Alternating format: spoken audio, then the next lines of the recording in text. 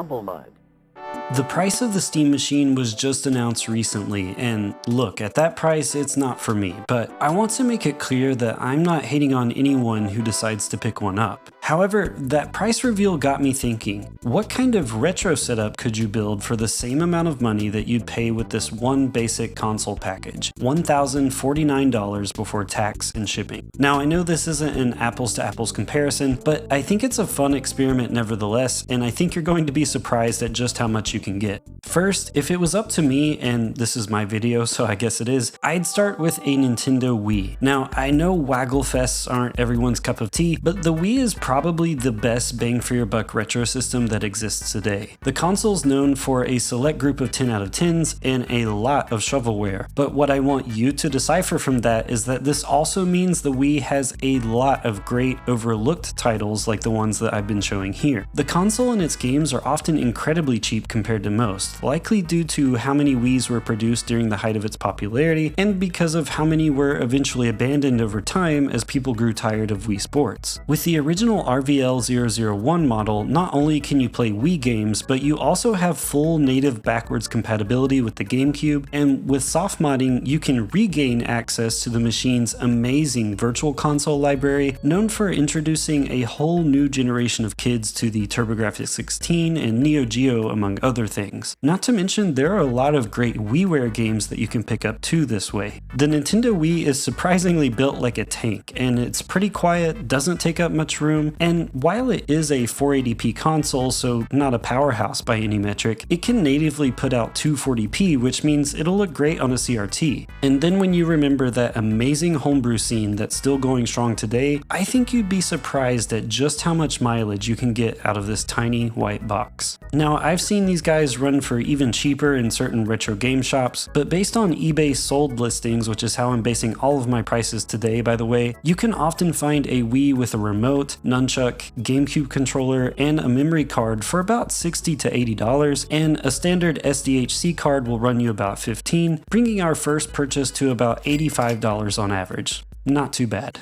And to likely no one's surprise, my next pick is going to be the Sony PlayStation 2. This thing has arguably the deepest catalog of great games available still to this day, and it also has that popularity advantage similar to the Wii in that the console itself and many of its games are super cheap because of mass production. You could probably try a new PS2 game every single day and find something to love. It's insane. The PS2 was where Ratchet & Clank and Sly Cooper and God of War and all kinds of iconic franchises were born, but there are also some really sneaky exclusives like Champions of Norath or Splashdown Rides Gone Wild that'll hold your attention too and are notoriously difficult to emulate accurately. The SCPH-79001 model is often considered one of the better versions of the console and what I'd personally pick. It's a slim variant, so it runs cooler, and due to some internal hardware revisions, it's less likely to scratch discs over time. Also, if modding is your thing, you can free McBoot your 79001 and run games straight from a hard drive, unlike some of the newer slim models which require different steps. And while slims don't have quite as good backwards compatibility with the PlayStation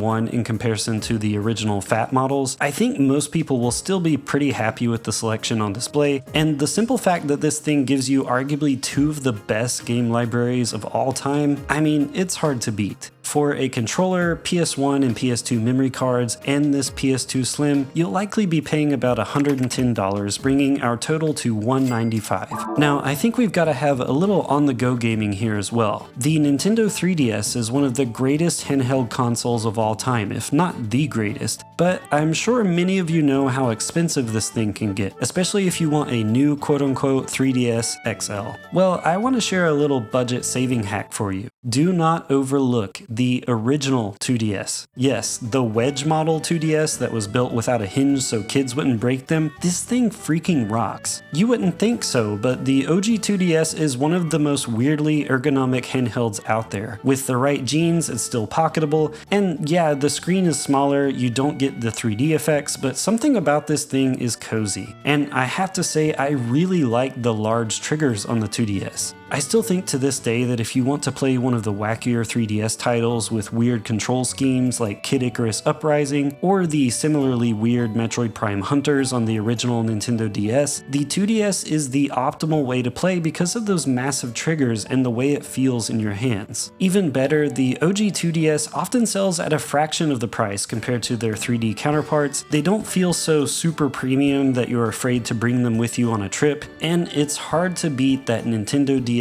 back compat too. And again, with soft modding, a whole new world of gameplay opportunities open up as well. Seriously, this thing is a beast. I often see OG 2DSs selling for about $75, which is an insane price point for what you get, and other than that, you just need an SD card to get started. Okay, for my next pick, I want to get something that is a retro beast, gives us great retro handheld gameplay, but also allows us to dip our toes into modern indie stuff, game streaming, and the ability to play on the big screen. My personal next pick would be a Retroid Pocket 5 and its accompanying dock. Now, you could pick just about any retro emulation handheld for this spot, but I still think the RP5 in particular is a fantastic deal to this day at $200. It has that Switch Lite, PlayStation Vita sort of form factor and an amazing AMOLED screen. The camera doesn't do it justice here, but I'll never forget firing up Rocket Knight Adventures for the very first time on this device and being blown away by how much the colors pop. The RP5 can run just about anything up to the Dreamcast, PS2, and GameCube quite well, often with enhancements. Android apps like Game Native actually let you run Steam games on this device offline. I've found Steam Link to work pretty great with this device too, even with my fairly average Wi-Fi. And since it is technically a modern system, you can play great Android ports of modern games like Streets of Rage 4 or enhanced retro games like Star Wars Knights of the Old Republic. And what really takes it to the next level, for $30, you can get yourself the Retroid dock and basically have a Nintendo Switch type experience playing this on your TV. I cannot tell you the hours I've lost playing a game like Castlevania Aria of Sorrow with beautiful Bloom CRT shaders, then I'll switch over to something like Midnight Club LA Remix on PSP, all upscaled and fancy, arcade exclusives like Cadillacs and Dinosaurs. This thing is simply magic. Alright, that's the RP5, the dock, and I'd personally recommend maybe a 256GB micro SD card to get yourself started. That'll run you about $275. So even after all of this, we're only at about half the price of one Steam machine. So we still have some room to stretch our legs. Let's do another heavy hitter. My next recommendation would be the Xbox 360. This console was the leader during a golden age of first-person shooters. It was hands down the best era that we would see of franchises like Gears of War and Halo, and to me the Xbox 360 was the pinnacle of an era where AAA games still took major risks and companies were able to get games out really quickly. It's remarkable to see multiple entries in a single series on a single console when you think about how it is nowadays, where it seems like sequels take like 10 years to produce. And something I don't think the 360 gets enough credit for are its wonderful Xbox Live Arcade titles. Iconic pick up and play games like Geometry Wars and Grip Shift are some of my personal favorites, and then you've also got some fantastic Sega ports of games like Guardian Heroes and a bunch of Dreamcast stuff. And this also marked the beginning of open world games hitting the mainstream, which means that there are a lot of vast open worlds to get lost in if that's your thing, and there are also a lot of 10 to 12 hour games too if you're just trying to have some fun on the weekends. I think the Xbox 360 sits in that perfect middle ground where it still feels quite modern in many respects, but it also has a nice retro flair, and I just don't think you can go wrong with it. The red ring of death is scary, yeah, but you can mitigate the chance of that quite a bit with an Xbox 360 Slim. The console and the controller will often run you about $80 to $100, giving us a lot of game with still some money to spare for one final device that I think ties this all together. Now that the Nintendo Switch 2 is out and the OG Switch is old news, this little console is becoming quite the bargain if you've never owned one before. And one of the best things about the Switch that makes it an attractive choice still if you're a retro gamer is it has a huge selection of enhanced ports available. And you get the best of both worlds where you can play them handheld or in docked mode. I mean, you can just casually play an enhanced Xbox 360 era game like Kingdoms of Amalur Re-Reckoning or El Shaddai Ascension of the Meta Metatron, then you can jump over to something like the Mega Man or Castlevania collections. And then you've got the insane selection from the Arcade Archive series. Plus, the Nintendo Switch Online service has really buffed out its catalog over the years. On top of all the retro goodness, this gives you access to some pretty solid versions of more modern games too. So with the same device you use to play Turrican on the TV, you can then take it with you and play Doom 2016 on the couch in the other room. And of course, I'd be remiss if I didn't mention all of the great Nintendo exclusives. The Switch was as successful as it was for a reason, and it's an insane value nowadays at about $140 for the console, and the only other thing you really need is a microSD.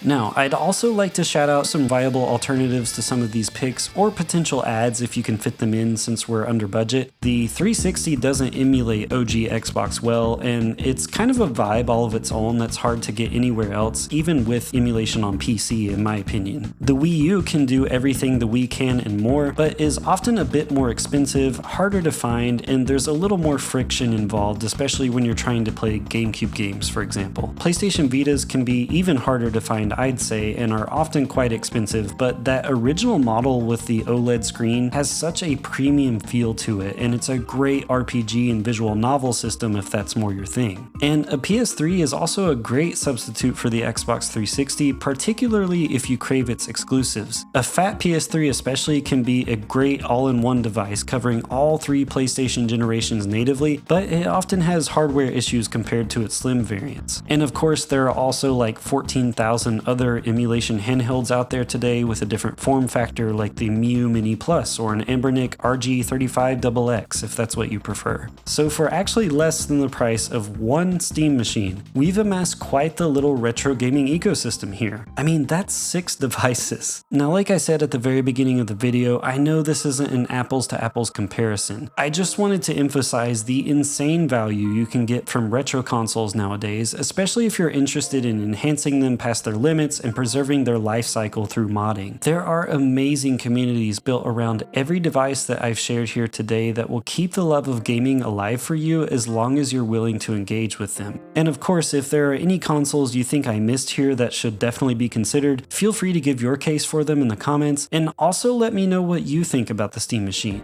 Do you think you'll get one? Let me know. If you're still here, thanks so much for watching, and as always, stay humble.